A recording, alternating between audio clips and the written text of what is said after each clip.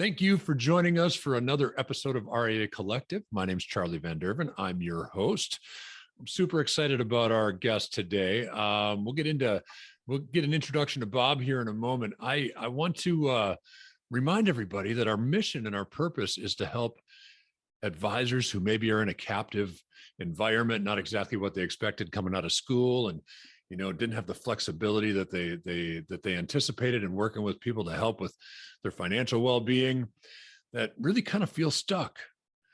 And there's a whole different side of this industry that a lot of people have never explored. And our guest today has been through that and has a really purpose-driven mission with his RIA that I think will resonate with a lot of advisors who maybe walked out of college thinking they're going to help people with a successful financial future, and they find out that their ability to sell is really the quality that the firm was looking for in the first place, and maybe you feel stifled. Our guest today, Bob DePasquale. I got it right, Bob, didn't I? Yes, sir. All right, man. He's been through it. And what's fun is he comes from a background of broadcast. And so we're going to find out how that background kind of intermingled with financial services. And he's creating a ton of content with his RIA, Initiate Impact now. So certainly the careers have complemented each other. But Bob's a very pure, mission-driven guy. And I'm excited for our listeners to learn how that impacts that move to independence. And Bob, I got to tell you, like, the one thing that drew me to your profile on LinkedIn was your title, the generosity guy. You like that? I love it, man. It drew me in immediately. So Bob DePasquale, thank you for joining us. Bob's RIA is Initiate Impact, and we're going to learn what Bob's mission has been like and what that transition to independence has. And I'm sure you're going to pick up some gems of how you can make transition easier for you as well. Where does generosity guy come from, Bob? Well, I had a unique experience with generosity at a young age in my life, and it kind of stuck with me. It wasn't until more recently, though, that we came up with the generosity guy. And yeah, we're playing on alliteration a little bit there with the G's. But I really found myself thinking about generosity in a different way in the last couple of years, maybe 3 or 4 years. And so it's really been a good fit in my life now. And I've done some research on the technical aspects and scientific places that have done research on generosity, and it's fascinating to me. And it's also applicable in my life too. So I got plenty of anecdotal evidence over the past 30 years or so, and then a lot of scientific evidence more recently. So it's an important part of my life, and I hope people see that. I hope it's not just a title. I hope they see it in action too. Yeah. Well, and I kind of, before we get into the interviews, right, I start brainstorming what titles might be and description for the podcast and things like that. And the title, the working title, I should say, because subject to change, that I wrote down, is Generosity as a Business Model. Love that. Yeah, I don't know. We'll see if we stick with that one, Bob. But right now, that's our working title. Awesome. Yeah. Let's make it happen. All right, man. All right. So as we got to know each other a few weeks ago, right? You shared with me that your initial career was really broadcast and radio. And I mean, tell us a little bit about that. And, eventually we're going to learn how that turns into a financial services career, but you get started doing a lot of talking. Yes, I do like to talk. So if you need to cut me off on the interview here, if we're running out of tape on the record, just let me know. There's no shortage of tape, and Bob, we share the same problem. So you might have to be like, Charlie, you shut up too, Yeah, there you go. Well, if we're holding each other accountable in that case. I'll give you a quick background. I always wanted to be in broadcasting. I wasn't going to be playing sports. I was going to be talking about them. That was my career choice when I was 5. Yeah. And I kind of grew into that. I really just kept following it. And out of grad school, I have a master's degree in broadcast journalism. That's really, my extensive training in my life was really in that world. And I just love communicating. Some people would say, oh, he just loves to talk. He loves to be in front of the camera, behind the microphone, or behind the camera, in front of the microphone, however you want to look at it. But it's just that I really like to communicate. I love information. I really feel like I do live in the greatest time for me to be alive. Some people have said I belong in the 70s with some of my habits, but in reality, I really enjoy being in this age because it's so easy to get information and we can communicate well. So I didn't realize I'd be applying it to the financial world, and we do. Communication is very important at our firm, but in my life, communication has been very, very big for me, whether it's my relationships and my professional ones, my family relationships. And so I want to continue to do that. And more recently, I've been able to do that in the professional manner. So when you talk about generosity and communication, those are probably my two favorite concepts on earth. That's awesome. You've been talking about sports since you were 5. I got to share now I got a couple of years on you. I don't know how that impacts this, but my cousin and I, when we were like maybe a little older than 5, like 7, 8, 9 years old, we grew up in Green Bay, Wisconsin, right? So into football, NFL fans for sure, but we would make these mock football announcer recordings. Like we were faking that we were announcing a football game. We'd do all the editing on a dual tape deck.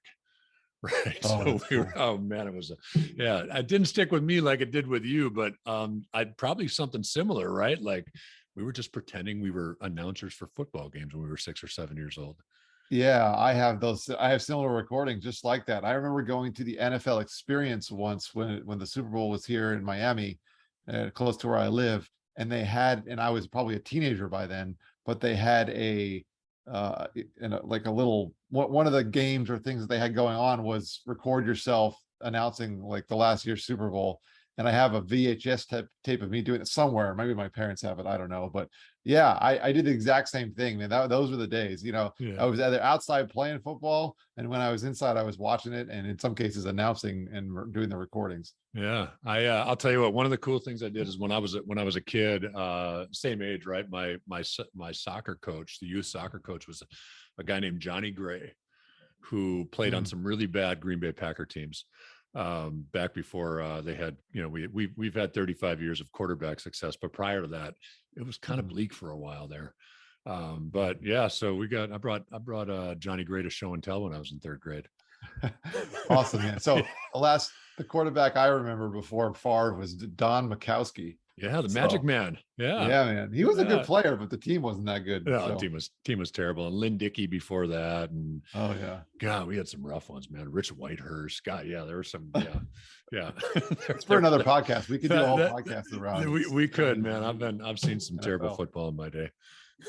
Maybe we should, Bob. We'll explore that. There you go. I have so much fun. Yeah, I have so much fun with this. I'm always looking for other topics to do too, right? RIA Collective has been fun, and I think we're helping people who are really feel stifled by where they are in the industry, and opening up their eyes to other opportunities and stuff. This is fun. I don't know. Maybe I got another 1 or 2 up my sleeve. We'll see. There you go. I'm having fun, man. I'm having fun. So, how do you go from broadcast journalism to financial services? What's that transition look like? Yeah, well, you get recruited by a guy who was relentless at the school that my wife teaches at. So my wife's a kindergarten teacher, right? At the time, I think she was teaching 2nd grade, but she's been teaching for 15 years. She's in her 16th year teaching, and I would imagine more than a decade of kindergarten. So she teaches very, very young kids. She's got patience. That's why she married me. She's a very, very nice woman, kind, and her ability to communicate as well, but with young people, is truly amazing. But why would a recruiter for a financial services firm, and we'll talk a little bit more about Thrivent, my previous employer, probably, and why would this guy go to an elementary school to recruit financial planners? To me, it didn't make any sense, but he was just persistent, and he said to the ladies in the office there, come on, you got to know somebody who wants to work in finance. And they were like, oh, you're crazy. And he said, come on, you got to know somebody. So he actually, after a series, I don't know how long it took. I would imagine he was there for at least a few minutes. And they finally said, all right, Mrs. DePasquale's husband's a nice guy. Why don't you call her? So he must have left and called right away because it was in the middle of the school day. She couldn't answer. She listened to the message after school and came home and said, hey, why don't you call this guy back? Just be a nice guy. I know this is not something you're interested in. You're knee deep in your radio career. Yeah. And at that time I was working in radio. One of my professors in grad school told me I have a face for radio. So I took that to heart. And I got out of the television business and I went into radio, but I loved it. I loved that career. I love, it's hard hours, it's working hard, but for some reason I called him back and I just told him, just to get him off the phone, I said, I'll call you back in 6 months, man. Thanks for the call. Appreciate it. Just being a nice guy. Yeah. And that was my excuse to get him off. And then about 6 months later, it was the holiday season. I had a couple of days off, which was rare, and something clicked in my mind. And I said, you know what? I'm a man of my word. My parents raised me to be a good guy. So I'm just going to call him back. I told him I would, so I'll call him back. So I did. And I think he was totally surprised. He was like, wait, what? Huh? What happened? I mean, he was just totally confused that I would even call him. I don't think anyone called him back in his 40 years of working for Thrivent, recruiting people. And he kind of wined and dined us and showed me, kind of convinced me how we can affect people's lives in a really positive way. And he probably told me how I can use communication and maybe some broadcasting skills in that career. And there were some questionable moral tactics or things going on at the radio station conglomerate that I worked for at the time. And it just kind of all came together. And I said, you know what, maybe I could do better for people, do better for the world. And so I took the job, and that was in late 2009, early 2010. And here I am. That's very cool. That's very cool. And we talk with, in any major decision like that, timing is everything, right? And that's whether that's client acquisition, recruiting. I mean, gosh, even minor decisions like when I got to put gas in my car, right? And everything, all those decisions boil down to timing. So you just kind of reiterate that, right? I mean, there's something going on at the radio station, so maybe that's not the best environment. And all of a sudden now I'm open to it, where 6 months earlier, you were there just so that the ladies in the office were like, God, get out of here, call Bob. Right. Exactly. Yeah. So that's amazing. I mean, all the decisions you make in life, and something as big as that, and where it's brought you today, which is a fun story I'm excited to share. But of course, I know Thrivent a little bit, having grown up in northeastern Wisconsin. Thrivent out of Appleton. You reminded me last time we chatted. Well, what headquarters is Minneapolis now, but they were founded in Appleton prior to that. Yeah, well, so Thrivent was two predecessor organizations that were kind of cordially competing for about 100 years. Okay. And in 2002, they merged to form Thrivent, and they kept the corporate offices from both of the companies, Lutheran Brotherhood and Aid Association for Lutherans. Okay. And they turned the Minneapolis office into the corporate offices, and in Appleton, Wisconsin is the operations center. So they're both critical. Gotcha. They're both pretty well-known buildings in those cities. Yeah. Yeah. And Appleton's pretty small. And I was growing up in De Pere, probably 25 miles north of there. So, certainly that was a familiar name for sure. They're all Packers fans. They're all Packers fans until you get that Minneapolis office. So funny, I worked for my entry into the industry was with a company called 50 Below. And 50 Below was in 5 verticals. One was financial services, and they were doing template data-driven websites. And this was late 90s, or early on website technology. Well, Duluth, Minnesota, their headquarters is across the bridge from Superior, Wisconsin. And so I think probably at our height, we had about 350 employees coming to the office there in Duluth. And, so that was a fun rivalry, because it was seriously split Packer Vikings. Yeah. Wow. So anyway, there's a couple weeks out of the year, we'd have a good time there. Good rivalry, but, now Thrivent, I mean, it's a faith-based organization, right? And so there's it's a very purpose-driven financial planning there as well. So you spent about a decade there. Let's talk through Thrivent. I mean, when we were getting to know each other, you had really positive things to say about Thrivent. Bob, I'm going to tell you, that's not the norm, right? Most people leave their firm because they don't have positive things to say about them anymore. So that struck me, that you moved on for whatever reason. We're going to find out in a little while here, but you really had really great things to say about Thrivent when we were chatting a few weeks ago. Yeah, I'm an honest guy. I mean, I'll tell you the things that I loved and the things I didn't love so much, but overwhelmingly, I mean, I had a great experience at Thrivent. From John recruiting me, and by the way, the guy John, him and his wife both worked for Thrivent, and I was the last person that he recruited, and then he retired right after I took the job. So I don't know if he went out on top or just had enough at that point, but so I loved everything about my experience at Thrivent from the very beginning. John was just such a nice guy. He was a little pushy, but in a good way. And that got me to take the job. And I really learned the industry at Thrivent. I cut my teeth there. And then you mentioned it's a faith-based organization. It's mission-driven, right? It's a 501c8, which is a little bit different. For those of you who know the tax code, you may have heard of 501c3s, which are nonprofit charitable organizations. But Thriven's a little bit different. It's a not-for-profit. So instead of paying corporate taxes, they give that money back to the community and to nonprofit organizations. So they know how to make money, which is a good thing, because I don't think they would have any clients and they wouldn't have investors. But instead of paying those corporate taxes, and I would guess, I mean, it was north of $200 million for just about every year I was there. And it probably hit $300 million or will this year. I mean, they were really growing that pool of money. Awesome. And so I learned about investments. I learned about insurance. I learned about estate planning. I learned about charitable giving. And I learned about just generosity in general. Their tagline for many years was live generously. And we really encourage people to do that. So we felt like the planning that we did helped them live generously. And so that was a real big focus for quite a while. And Thriven has many verticals in its own right. And so it's really, really many different companies. And so working with people in all those different capacities was just such an educational experience. And them having been around the core Thriven organization, the 501c8 fraternal that they are, has been around for now 120 years. So there's quite a bit of information there. And, you know, we ultimately, my business partner, Stacy, and I ended up leaving there really because the business model that Thriven operates under just really did not allow us to do some of these things that we wanted to do.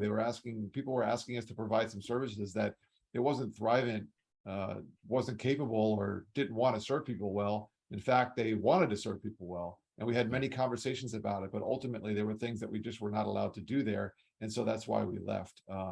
You know, Thriven is a company, you know, they're starting their own RIA, or they have an RIA arm that you can get involved in. You can also be a hybrid. So there's lots of different options there.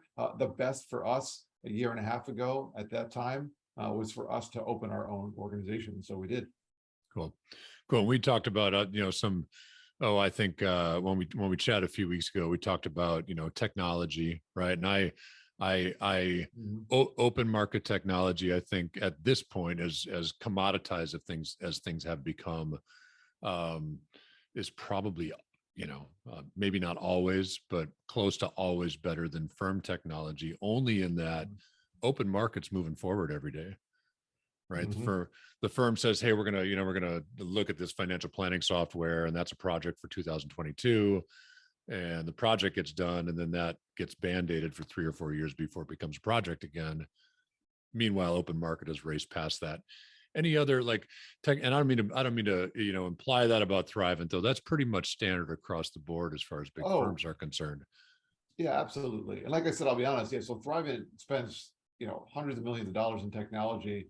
And, you know, I felt like the technology was very good, and I learned how to use it. It was very, very detailed. But once again, like we talk about, moving a big ship like that can be challenging. And I, you know, I have an innovative mind. You know, I was constantly trying to add new things and requesting.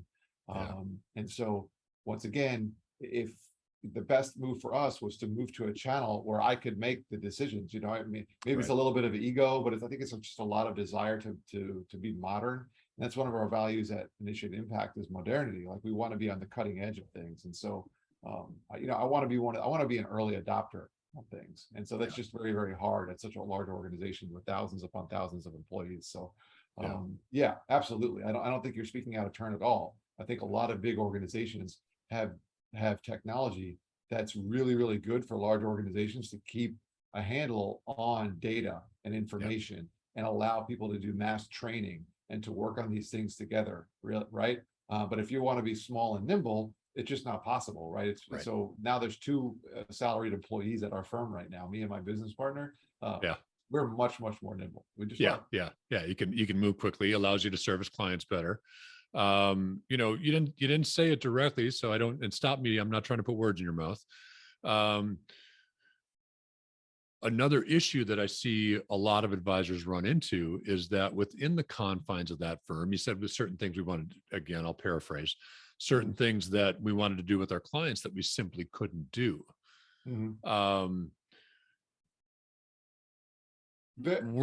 Working with those parameters of the firm and maybe serving the initiative of the firm comes first. It's hard to be fiduciary in an environment like that. We know something out there better for our clients, but we can't do it at this firm. Obviously that drove decision-making as well. Yes. And I think the addition to that, though, also is that there are things that we were being asked to do that.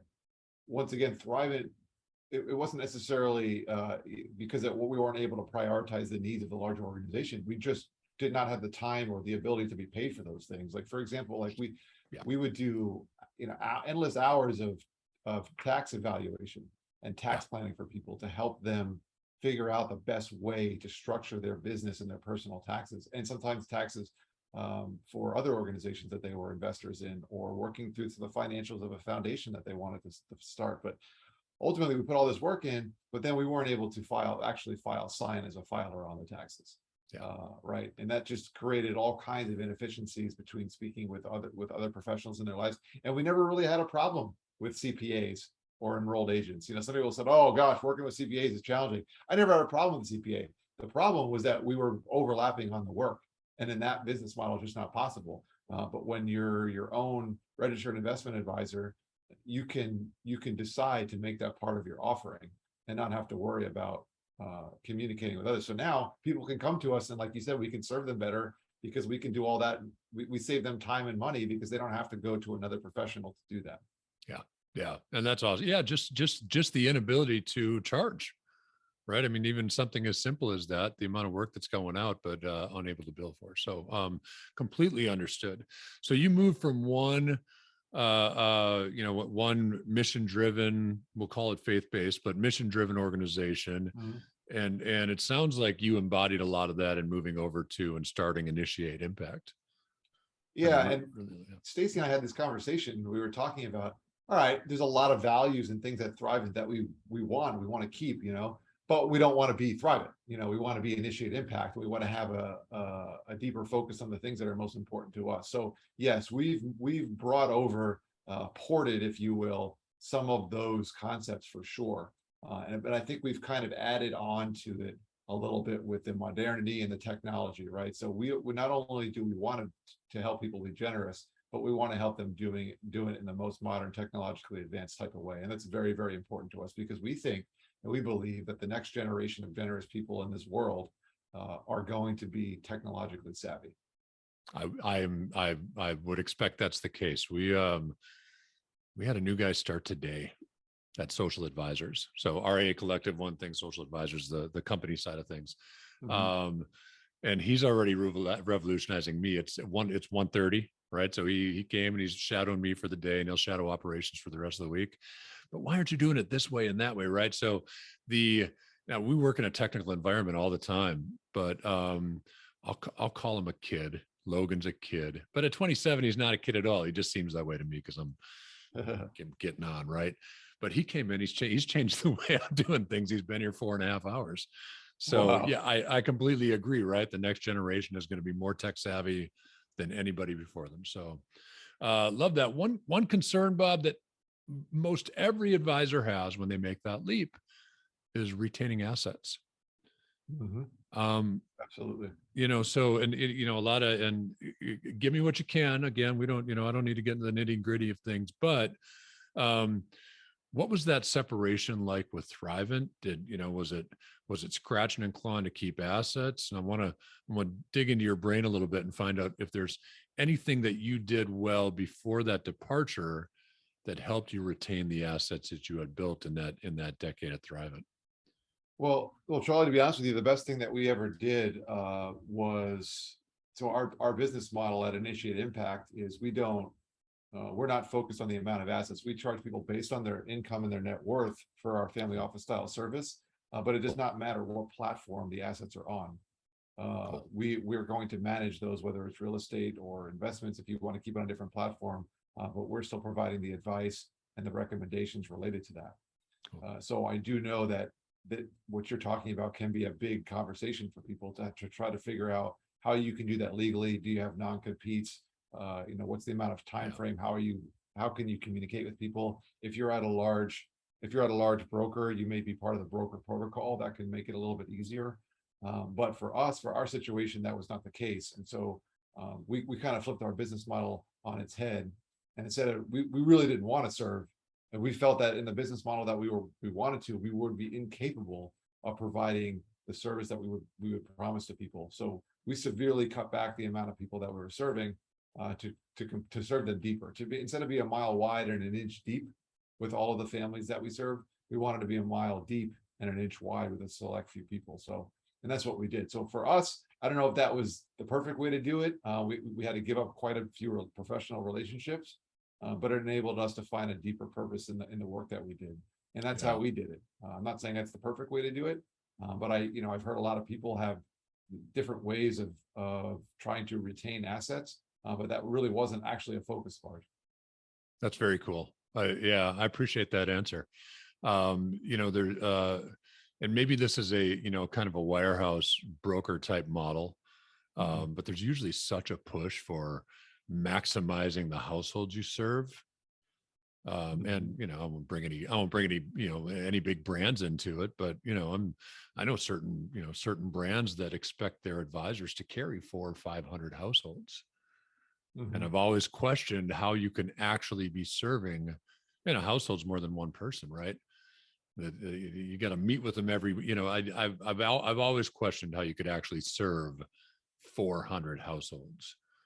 Yeah, even in the most slimlined, efficient service model, I hesitate to say that 500 is possible. I mean, maybe 100 or 200 I've seen, depending on the depth of service that you're providing for people.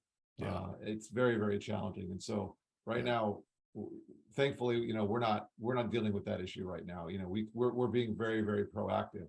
And I would advise anyone, to be honest with you, if you're considering starting your IA, it's an awesome process. It's invigorating. It's fun. You'll learn a lot.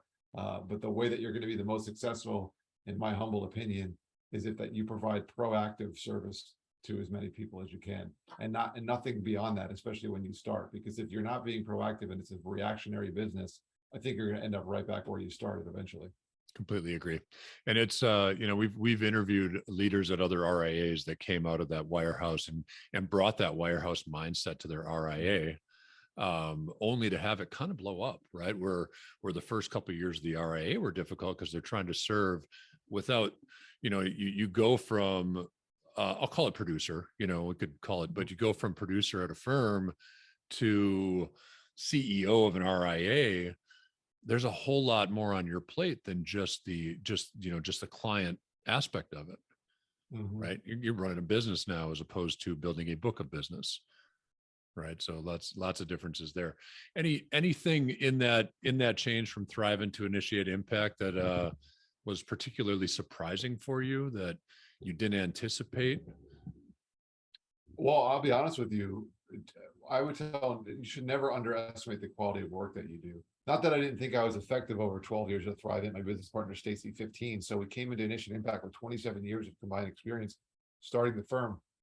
And I underestimated the value that we provided. In fact, we're recording this on a Monday, Charlie.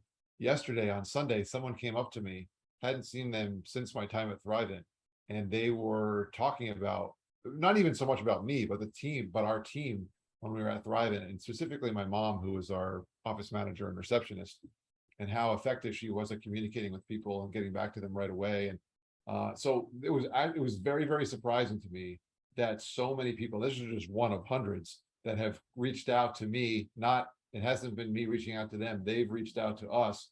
And it was a year and a half later, I'm still receiving phone calls from people thanking me for what happened, or asking me where I am, or just, wondering like what's changed and those sort of things. So it's really been overwhelming. It made me feel like we did good work for that period of time while we were there. And that would be probably the emotional type of thing that I didn't expect.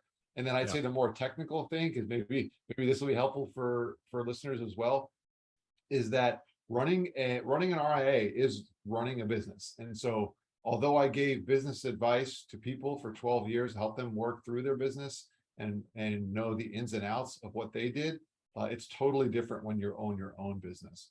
And you're going to want to be prepared for that. There's a lot of training out there about how to make a transition and opening an RIA. And like you talk about transitioning clients, there's talk about how to do investments, how to charge, all this different training. But the one thing I wish I would have done more of was just general business learning. Like, I don't have an MBA, so I didn't study business in college.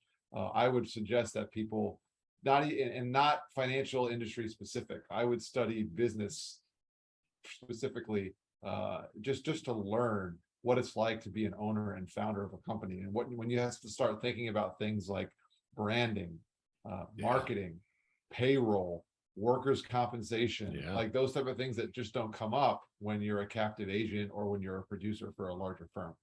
Yeah, that's great advice. I will tell you, I made a similar move 9 years ago. It'll be 9 years next month. Having worked for other marketing companies in the industry, I thought I could do it, not better, but different. We had a different, I worked prior to starting Social Advisors. I worked for a company that was build it once, sell it many times, and really pulls the individuality out of the clients they serve, right? Because everybody fits into basically the same model. And I didn't think that was good for the advisors. So we started something that was really high touch and really focused on our clients.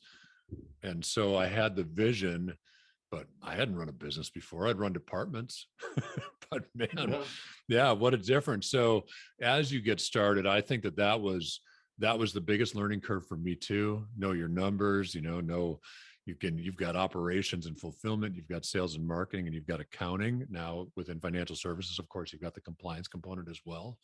What are you going to do? What are you going to do well? And then what are you going to outsource?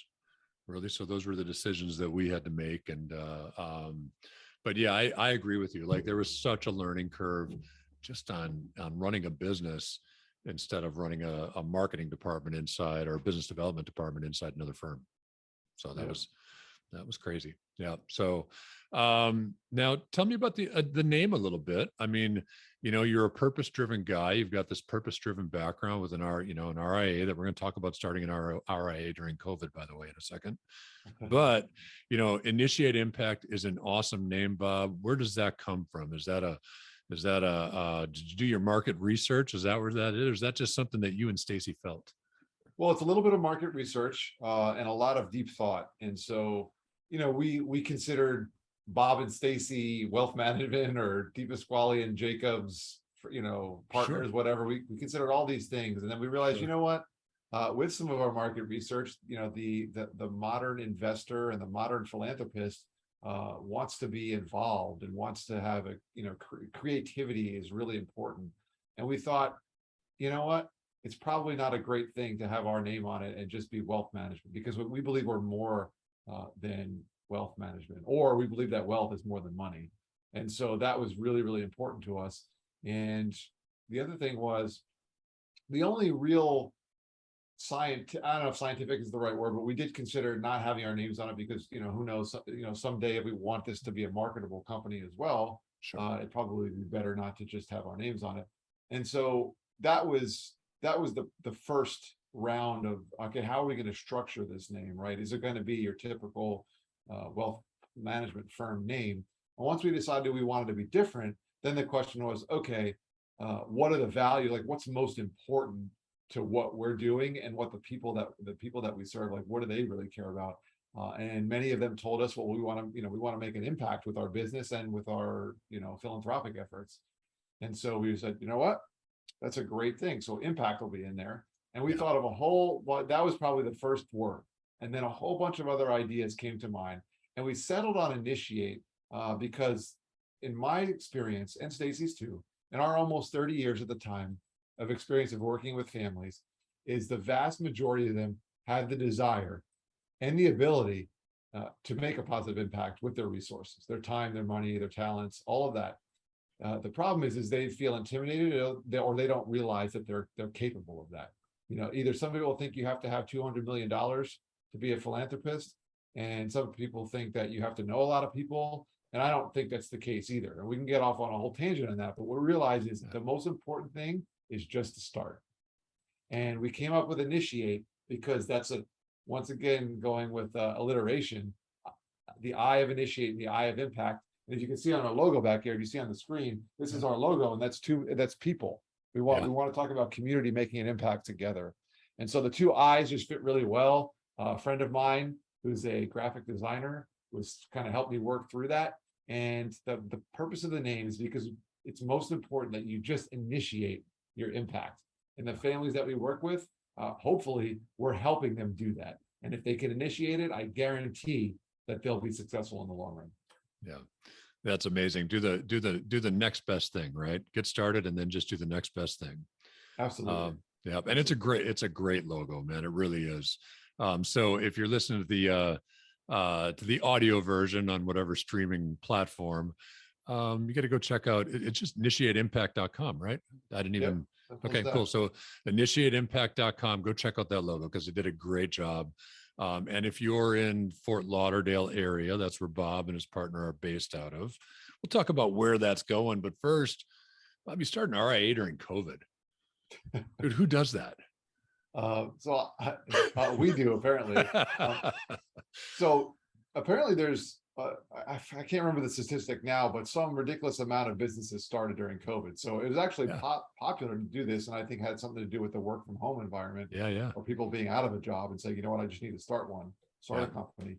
But our story is kind of interesting because, you know, I had been thinking creatively my whole career at Thriving, but I thought I would be a lifer. I thought I'd be there forever because I truly enjoyed working there and loved the people. I told you, I'll be honest, you know, I was honest about the things that, you know, the reasons why we ended up leaving, but really, I still talk with people from Thriving all the time because I really appreciate them and what they did for me and their friends. And so we never really want to leave. And then one day I was having a conversation, Stacy and I would have our office meeting at night with a team at 9 a.m. on Mondays. And at 8:30, we would meet together as the leaders of the team. And we would go over what needs to be done and a couple of our own metrics and goals and that sort of stuff. But we were doing this call on the phone now during COVID because we couldn't meet in person. The office was closed. And my office was only like a couple of miles from my house. I was spoiled. I didn't have to drive very far. But it was still kind of cool just to wake up and, you know, be able to do, you know, just roll out of bed and work. Yeah. And so I don't know if I slept on it or something came up in the middle of the night, but I just had this crazy idea, you know, what would it be like to own our own firm? And I had never really thought deeply about that. And we started our phone call. I called her at 8:30 in the morning. And I was like, you know what, I'm just going to ask her before we even get into all the weeds of it was crazy, as you know, during COVID, trying to run a business and, you know, or run a practice and do everything. So I knew it was going to be a crazy conversation. And I just started the conversation. I was like, hey, you know, morning, hope you had a good weekend. What would you think if we left and started our own firm? And I was expecting her to say, oh, you know, Bob, you're nuts. And she goes, oh, I think it's a great idea. And she just shut up and said nothing. And I was like, what? I did a double take. And really, from that moment on, it really kind of happened kind of quickly. And before you know it, we put the thing together and we were ready to put in our resignation. But it was kind of spur of the moment, which is kind of how I operate. I think by nature, I don't like change too much. I like consistency. I like good habits. And I would have thought I would have been there forever. And if it wasn't for that strange moment that just kind of hit me right, and her saying her emphatic great idea comment just made it really happen. And so we put it all together. And I think really, you know, we're not hasty people. I mean, it wasn't irresponsible. So there had to be some thought behind it. And, you know, the only thing I can really chalk it up to, Charlie, is that we just felt that the pandemic had really put even a deeper strain on our ability to serve people better. And we knew that we needed to be more technologically advanced, as we mentioned before. Yep. And we're already a virtual firm for a bunch of the people that we served. And we was like, you know what? We could do better if we were completely virtual, because we're probably going to have to be completely virtual anyway over the next 6 months to a year. Yeah. And we just decided to do it. And there you go. That's awesome, man. So for our listeners who are in that position again, where they're thinking about, you know, independence as an option, so you and Stacy make the decision, but what is, from a nuts and bolts perspective, what does that look like? Did you work with a consultant? You know, who filed your registrations and paperwork? I mean, how does all that, the nuts and bolts of it, fall into place? Yeah, it all came together quickly, but it took a long time to put it all together, if you know what I mean, right? There's just a lot of stuff that has to be done to make that transition. So I spoke with a bunch of people in the industry that are friends of mine. I have quite a few connections. You know, if you connect with me out there on LinkedIn, you'll see I know a lot of people in the industry. So I asked all kinds of questions in every which way. I researched the difference between a broker dealer, a wirehouse, an RIA, a hybrid. You know, I tried to figure out everything I could. I didn't know that RIA was the perfect answer at that point. And I stumbled upon XY Planning Network, if you're familiar with them out there. Yeah. And I learned a lot from their content. And so you asked about the paperwork and the compliance. So ultimately helping me set up the IRA, we did hire XYPN to do that. Cool. And in addition to that, though, I had, like I said, I spent a lot of time figuring out all the details of how we wanted to structure it in my own research and communication with other people.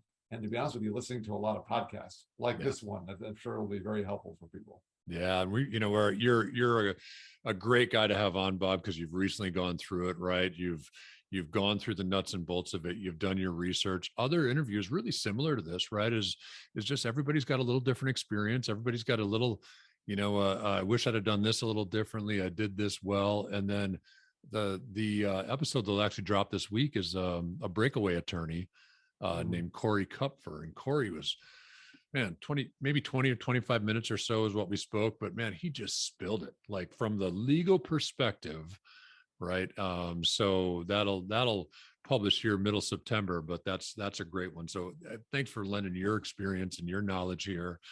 Reach out to the people lots of people have been through it. And of course, Bob, I'll ask you, I'll edit this out if you say no, but as a guest, are you okay being a resource to those people who are thinking about, making this leap, and if they want to pick your brain a little bit?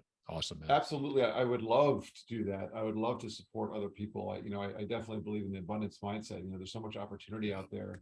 Why not assist others? I'm certainly not an expert either, Sure. But you talked about the difficulties that you can have making the transition, and I'm sure a legal expert would be helpful. I definitely spend hours on the phone with my attorney.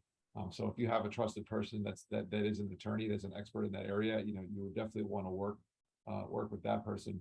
The other couple of things, just top of mind, if you don't mind me sharing, Charlie. Yeah, go for it.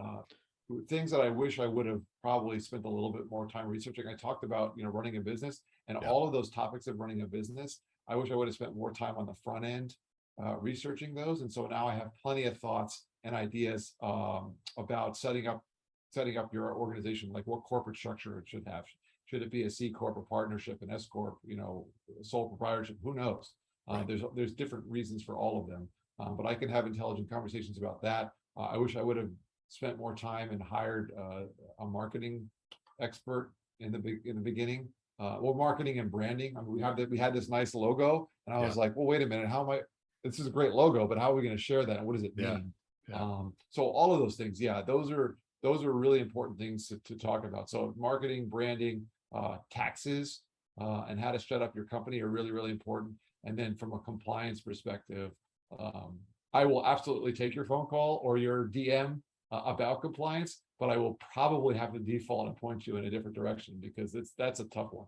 That is a tough one. And it takes a special skill set. It takes, lots of knowledge and experience, but you got to adhere to all the SEC rules and archiving and everything else. So I don't know. I've seen most RIAs are going to outsource that, at least in the beginning. Yes. So working with a third party that can handle a lot of that stuff makes life a whole lot easier. Absolutely. And one other thing I just came up too, whoever, if you're working with a compliance specialist and someone is helping you file your ADV, which is the form that you have to have available on your website, and you're gonna have to file it. If you're going to be a state registered firm, even if you're going to be an SEC registered firm, just make sure that the timing on how long it's going to take to do that, because every place is different, right? Especially if you're state registered, because if they have different time, so if you plan on launching your firm at a certain date, you better make sure that all the paperwork is going to be filed and prepared by then. Yeah. And we a lot of times I started talking about like even 12 to 18 months prior, which I don't know that everybody has that foresight that where they're going to be 12 or 18 months out, but that's when you start working on key client relationships for sure. You should be doing that all the time, but now you're going to be moving, you're going to have a non-solicit, non-compete for a year or whatever the agreement is that you signed. That's the time to start working on relationship. 6 months prior, engage your attorney, engage your breakaway attorney, when that's what the 6 months look like, and they'll help you lay that time out. And again, Corey's got great again, attorney perspective on this stuff. So the episode with Corey Kupfer is a big help with that stuff. So Bob, tell me where Initiate Impact's going. What's the future look like? What are you and Stacy envisioning? Is it a growth of advisors? Is it really going to stay core, the two of you, and you grow your team out under that? What does that look like? Yeah. So after a year had gone by, we had one of those really serious business conversations, like how do we want to change this? Do we want to change the industry, or do we just want to change ourselves, or what are we trying to do? And we decided that we want to be in growth mode, but in a different type of growth mode.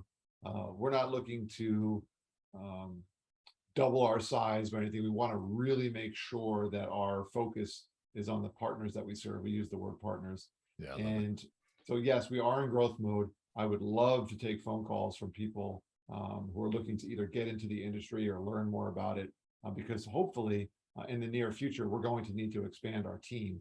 And we will if we want to continue offering the depth of service that we are to other people. So yes, growth is absolutely important. We kind of want to initiate our own impact. We have some pretty important goals, and I'm not sure when the episode will come out, but we have a pretty big announcement here probably in the next month or so that we're going to have for something that has to do with impact specifically. So We're pretty excited about that, and that'll be a pretty big signal for us moving into the future. Cool. And you and I can coordinate on that, and maybe we'll line it up so that the episode comes out in conjunction. That would be cool. Yeah. And if you can give me a sound bite, like, something about because of course we don't want to release it right now, right? You don't need no need to announce it.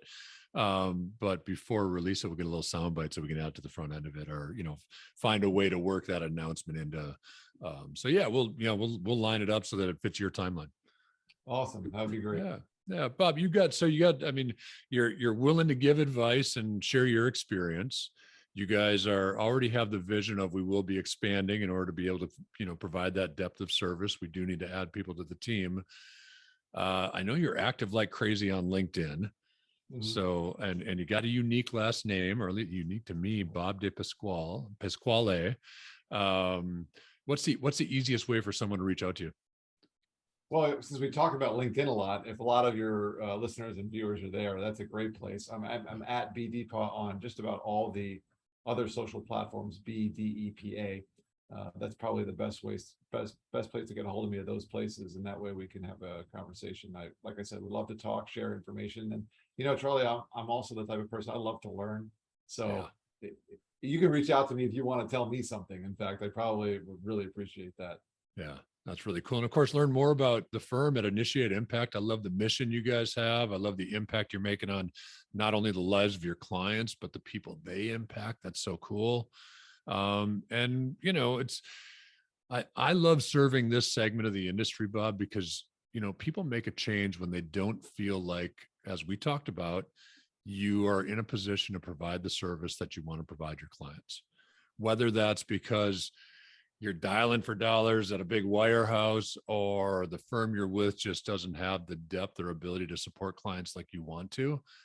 The people who move to this side of the industry, if you will, typically really pure of heart, right? And I don't mind. I hope that doesn't discredit the other portions of the industry, but in my chance to interact with RIA leadership through RIA Collective and through social advisors, like really solid things happening out there, and you're a big part of that. So kudos to you and Stacy, man. That's really cool that it's hard, right? It's scary. Take that leap. That's a scary thing to do, but knowing that it's the best way to serve your clients, that's pure. I appreciate that.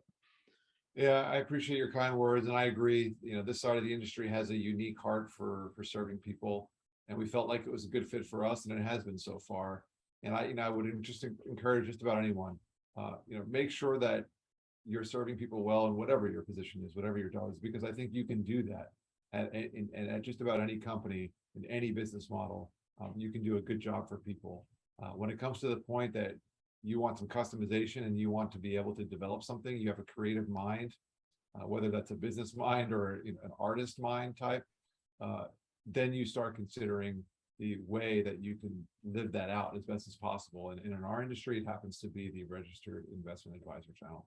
I agree with you, man. So Bob DePasquale, thank you so much for being my guest, man. You're doing great things with Initiate Impact and touching lives. And I appreciate you bringing your knowledge and your experience to our listening base. All of you who are tuning in, thank you once again for tuning into this episode of RIA Collective. I'm your host, Charlie Van Derven, joined by Bob DePasquale at Initiate Impact today. If you like the episode, by all means, share it with your friends, leave us a review, subscribe so you don't miss any. And until next time, signing off from RIA Collective.